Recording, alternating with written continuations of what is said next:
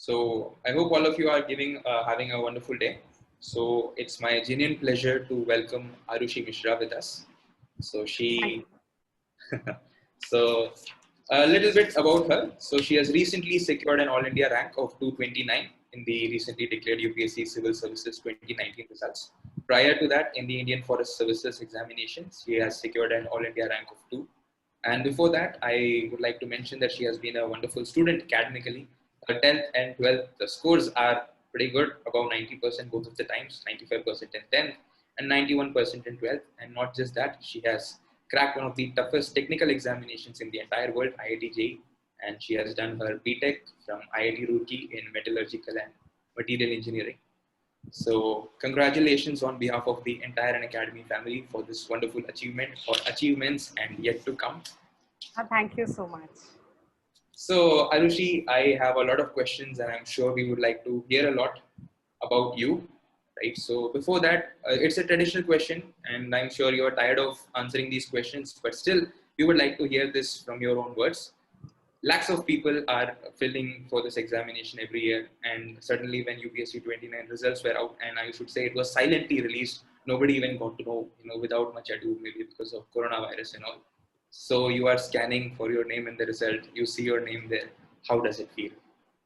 Yeah, it feels very good, and certainly a result after a long time of preparation is always a wonderful thing that you see the fruition of your results. That sometimes there have been times of toiling hard, and there is some day when your name is in the PDF. Then I think that that is one of the best gift that an aspirant could ever get in life.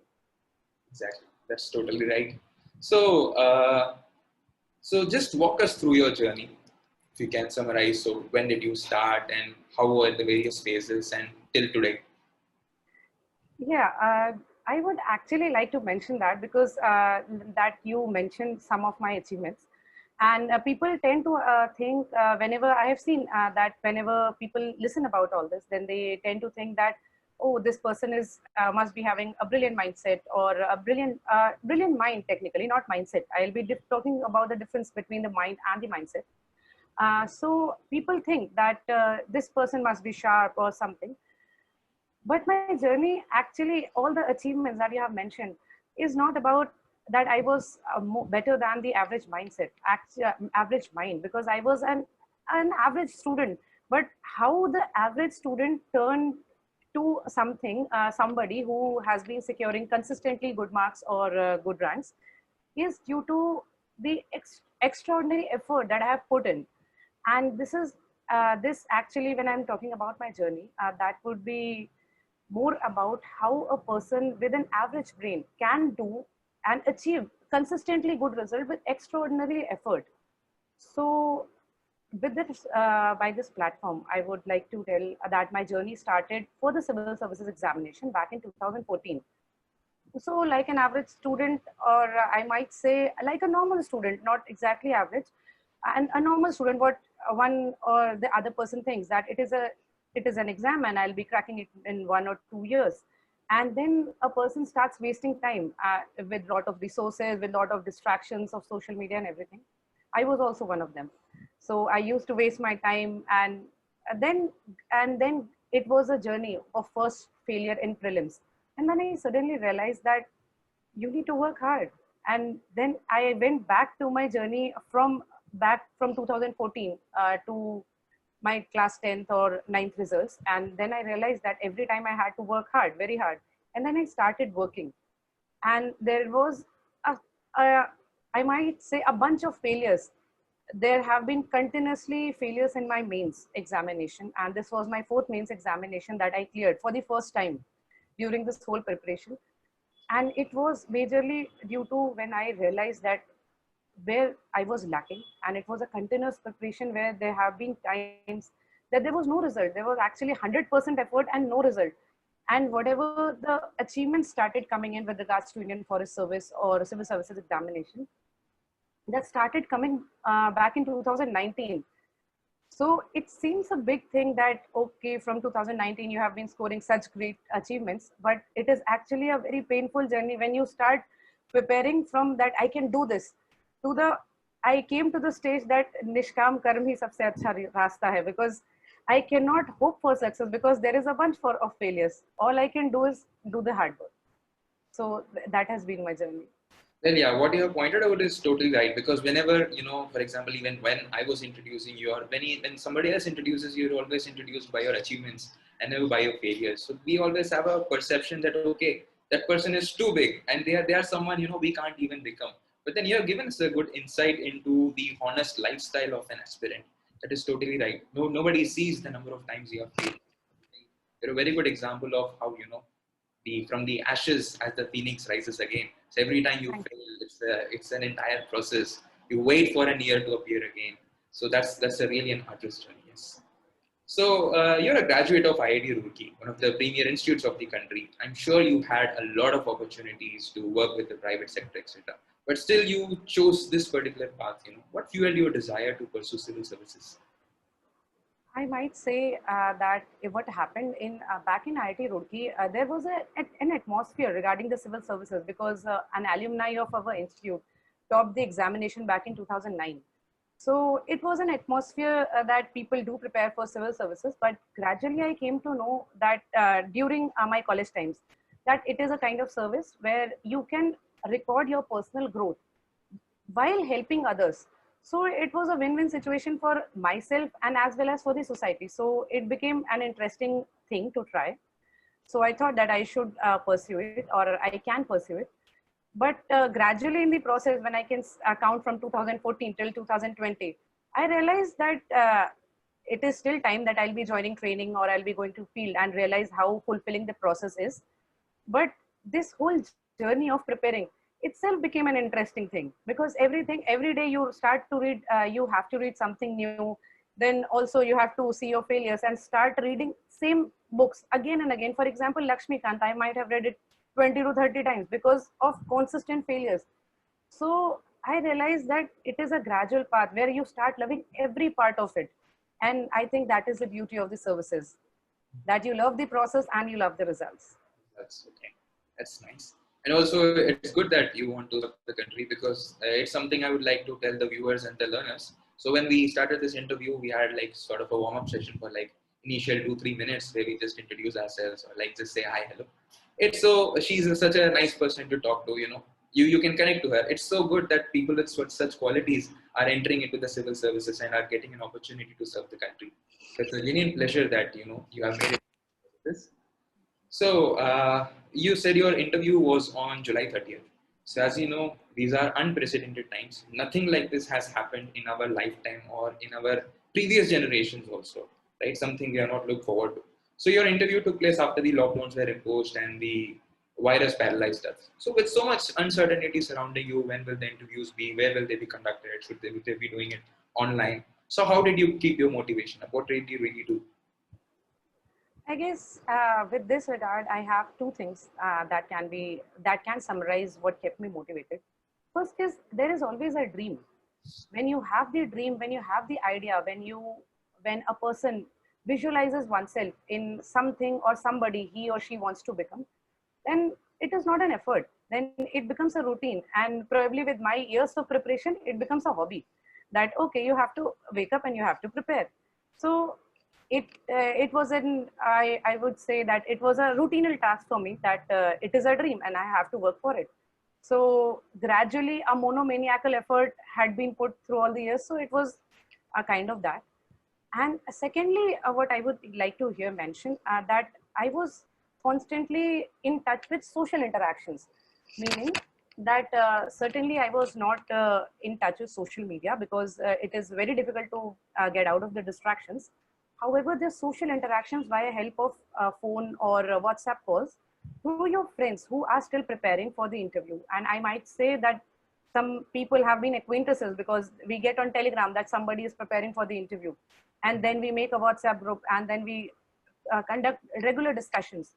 So all these things kept me motivated across all these months of the lockdown. So this kind of social interactions are something we should be looking at. I mean, if you're preparing for prelims, etc., because we feel a little disconnected because it seems that the world has, come to a stop literally. We have not gone outside. We have not gone to coaching institutes. We have not purchased, the regular things we purchase, magazines, etc. So it doesn't feel normal. It doesn't feel like the exam is taking place. But yeah, I think that social interaction part, I think, keeps you going and telling you that yes, there's something I ahead. think one more thing that I would like to add, that social interaction should be constrained or limited to people who are in the similar journey. Because when I say social interaction, some people often tend to think that Acha, we can talk to everybody. It is certainly good that you talk and connect to everyone. However, be in constant touch with people who are in the same journey, either in preparation or whatever preparation might be, prelims, mains, or interview, so that you constantly feel that other people are also working very hard, and it is you are not an exception who is feeling all the pains of preparation. So I think that a limited and a concerted social interaction is a very important thing. All right. So where the preparation is not individualized, there are people against you. You're up against somebody. Okay, that's good. That's a good advice. I think all of us can take during our preparation for prelims and mains and interview. So that's a nice insight. So as you know, civil services exam, it's a long process in itself, and one cycle it's consuming nearly an entire year. And even a smallest mistake, it is proving very dear for us. So you have achieved this feat in the fifth year, right? So first is what kept you going. Obviously, you have answered this multiple times. And also, second thing is, people always say that failures are a stepping stone to success. So for us, it is just a quote that somebody is mentioning. So how do you actually take failures positively, and how do you actually use them as stepping stones to success? Yes, rightly said that I have also been the candidate who used to think this as just a saying only, that failures are a stepping stones, because I consistently had been failing in my mains, and I never stopped and thought that what is the reason that why I'm failing every time. I used to think that it is because that I have not completed my course, or it is because that I have not joined certain test series, or I have not read certain book.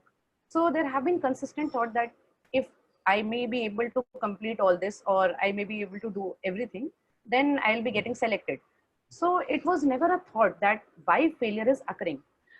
This was my fourth attempt, and in this attempt, fourth mains, and in this mains, when I cleared the prelims, I sat down for approximately 15 days and watched all the videos of the toppers and other people who are preparing, saw their notes, their copies, and their strategies. Then I realized that there is a very important need after your failure, that you sit down for approximately 10 to 15 days, that you give to yourself and realize what others are doing and what you are lacking, and from there you can evolve a strategy.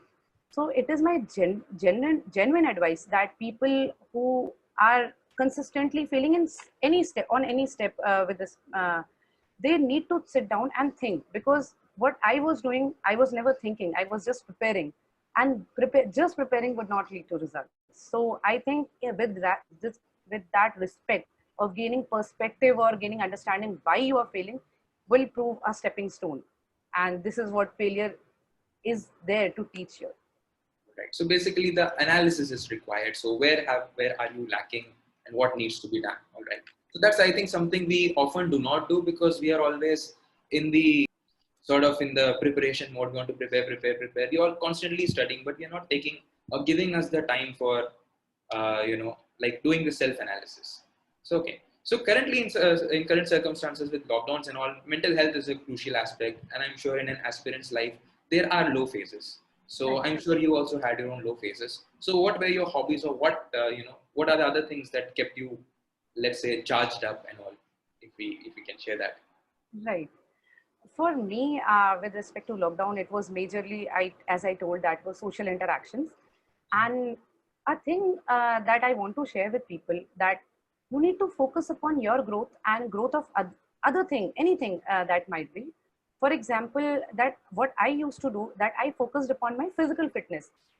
Because people in our preparation time tend to lose an idea regarding physical fitness or physical well-being, and whenever the situation like lockdown comes, then there is a immense mental pressure with respect to exams, pressure because you're not able to move outside and do anything, and then you have a negative self-image of yourself, that you everything around you is completely negative. So you feel so it is very important that you do any physical activity, because it is very fulfilling. It gives you a very positive self-image. And with that, you can plan your studies and become happier. And happy attitude is very necessary with regards to preparation, because it is very tough to carry it all along the year, and then again return with nothing in hand. So this is very important. Secondly, what I would suggest is that you can see the growth. The growth of anything is very important. For example, I used to plant something. For example, some plant. And when you plant something and when you keep it on your study table or you keep it in your garden and you just go and see that something is growing, you just feel a sense of happiness.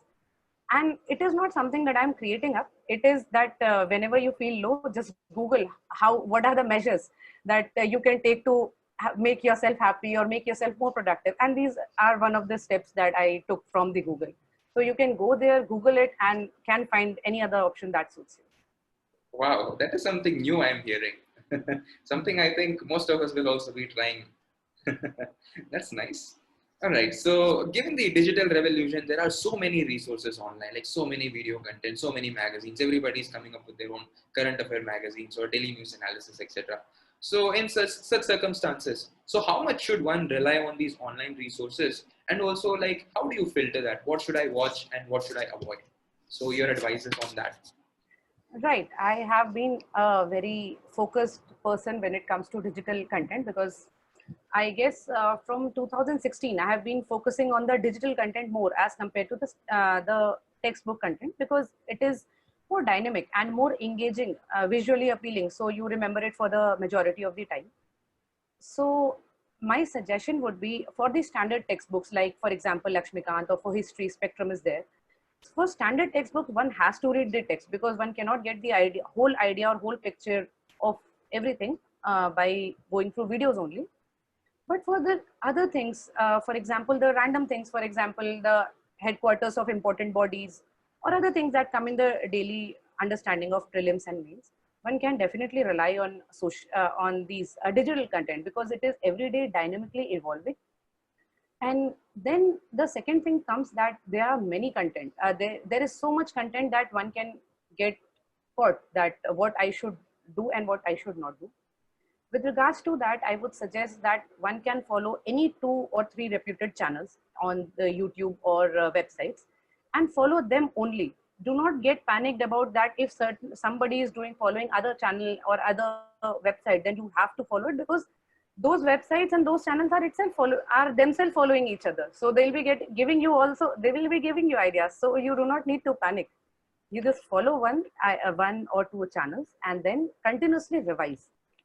That would be my suggestion. Yeah, that's a good suggestion actually. There is a lot of inter-exchange of information to stay competitive. We are seeing what they are doing, they are seeing what we are doing. Right. Yes, I think, yeah. So why should a student, an aspirant should not worry about it? An aspirant should worry about only following 2 or 3 or 1 or 2 channels that they'll be helping you out.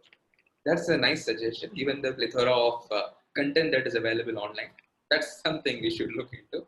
So regarding your optionals, so you have cleared your Indian Forest Services. So what were your optionals for your forest? My optional were geology and forestry. Okay, so both of them were not your optionals for your UPSC Civil Services mains, right? It was social. Right. So has this been the trend in all your attempts, like separate optionals for your forest and the other ones, sociology for mains? Yes, it has been a continuing trend, because sociology as an optional is not there in the Indian Forest Service, because it is a technical service and we have only science-based subjects.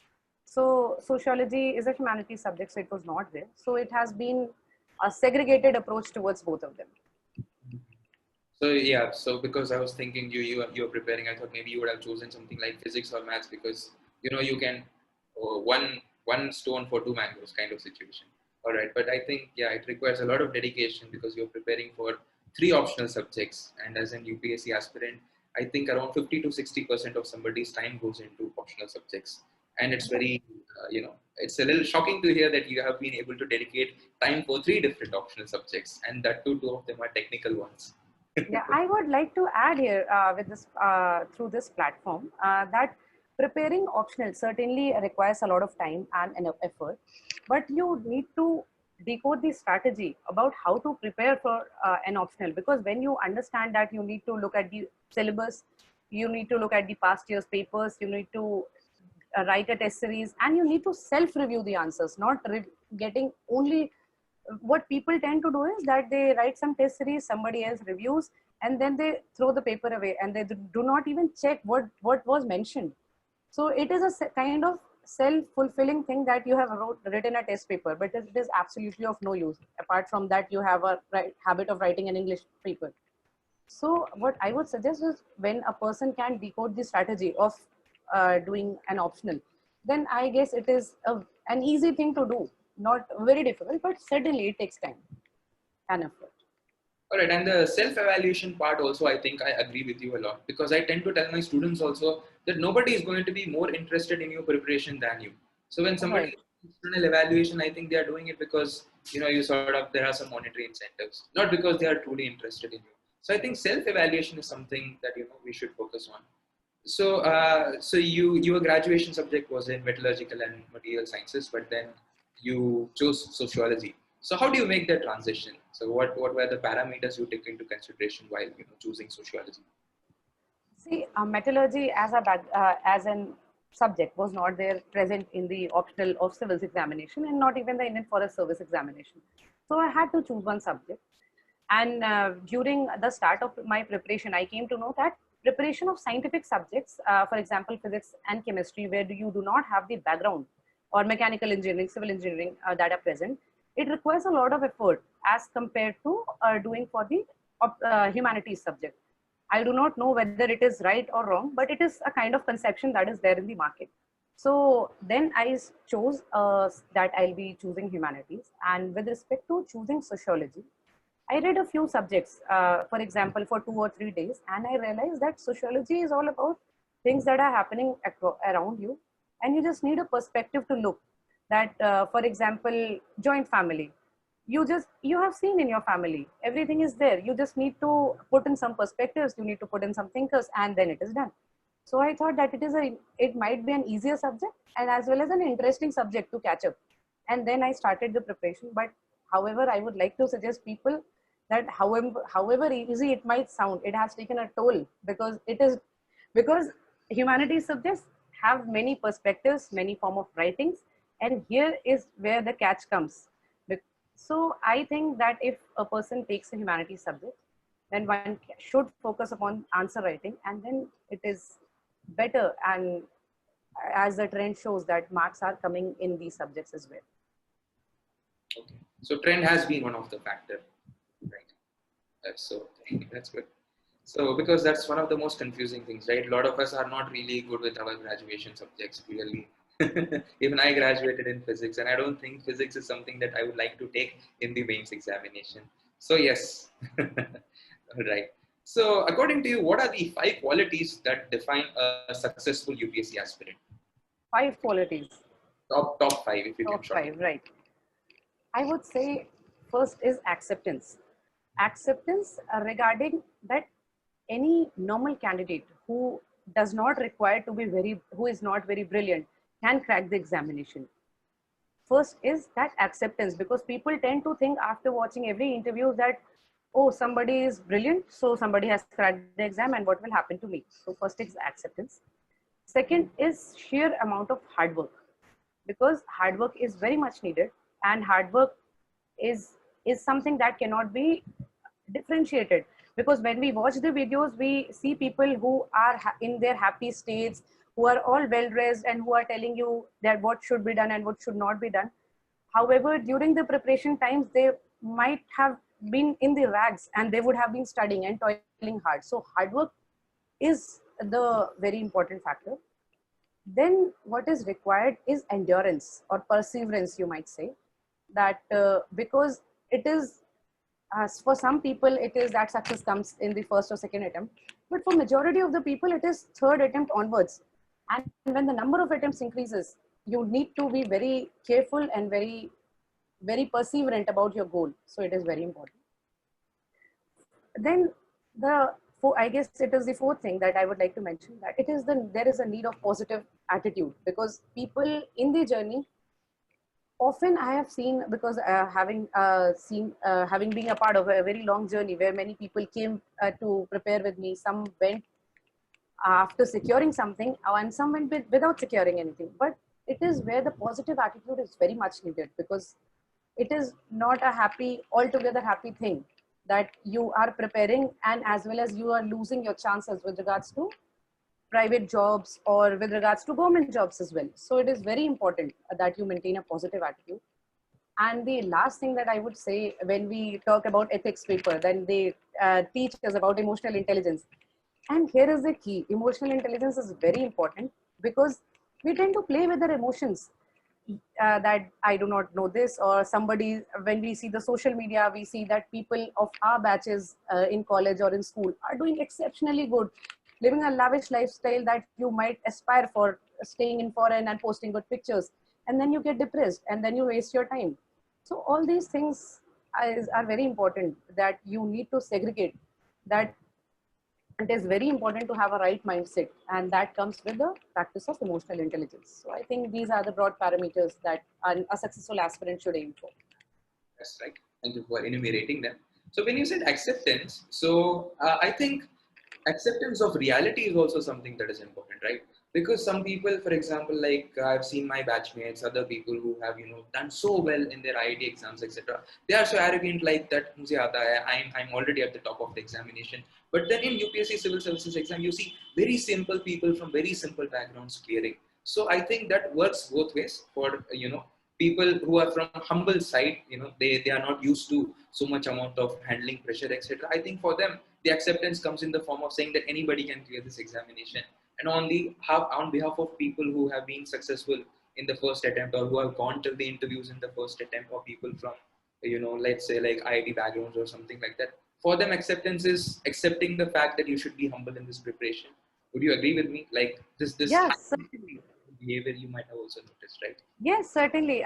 Because as my background is that I am from IIT, so when I came for the preparation, I also had a certain amount of certainty, or some kind of, you would say, a positivity that, oh, I am from IIT and I'll be able to clear it in 2 or 3 attempts, and then it is okay. But then I realized after entering into preparation that it is not the not a place where just because you are from a very good engineering background or medical background you can clear the examination. You need utter amount of hard work, and like I said, all the five qualities, everything is needed, because this is an exam where it is a leveler, where it levels you on everybody on the same plane, and then it checks the hard work, the smart work, the perseverance, and the attitude of the person. So in my journey of 5 to 6 years, I have realized that it is not about IIT or it is not about any other thing. You need to be very humble that it is an examination, an open examination, and you need to perform. So I think it is very important. So that's acceptance for us. So just a couple of more questions. So when Right. you're already in a prestigious All India services, and in your draft that you have mentioned that you would like to get into IAS, IPS or IRS. So, and other than that, you have not expressed preference for anything else. One curiosity was, why not Indian Foreign Services? You would like to get some insights, personal insights. And what made you choose these three over IFOS? Because you've expressed that you would like to do it. So, Right. First, with regards to Indian Foreign Service, since I had been allotted my home state, Uttar Pradesh, in the Indian Forest Service only, so I had gradually thought that I want to serve in the country only. So that was a broad reason. I have my family that stays in India, so I wanted to be closer to them and serve in the country. So that was my reason for not opting for Indian Foreign Service. And with regard to other three services, certainly I had the penchant for IS and IPS post.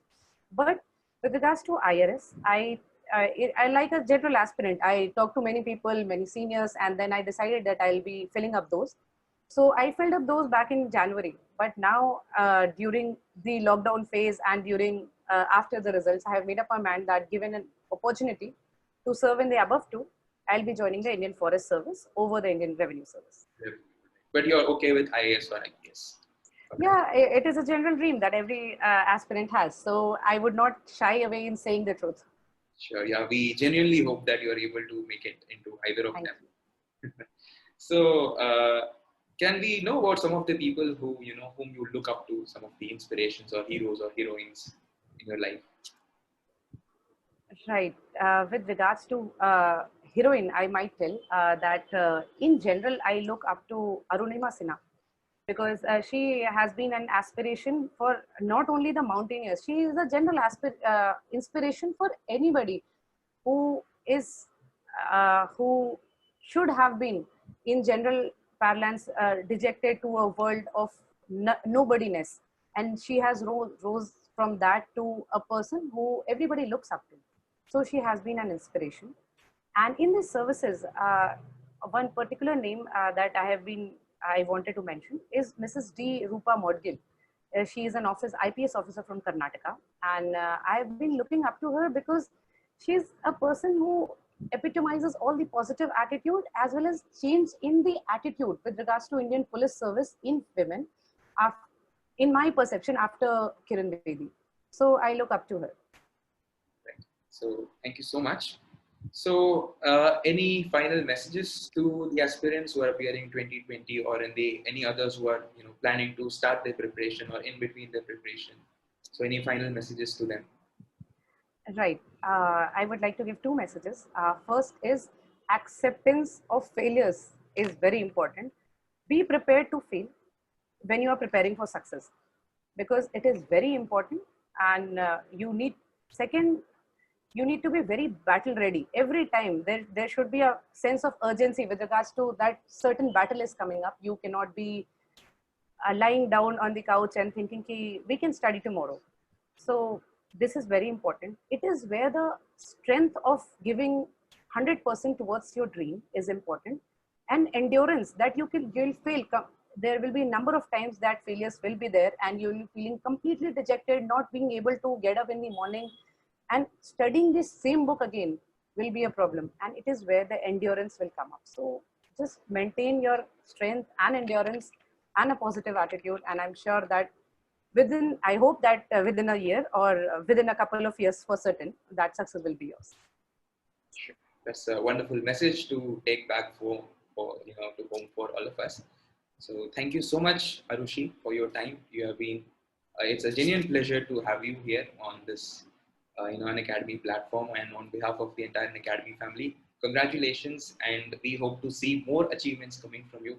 I hope you enjoy your dream of serving the people, and we get to see more of you in the newspapers, taking wonderful initiatives in good governance and serving the country and doing innovative things. So thank you so much for your time and patience, and very good luck with your journey ahead. And thank you to the Unacademy platform, and I'll be trying my best to serve with best of my abilities given any position in the country. Thank you. Thank you so much. Have a good day. Thank you.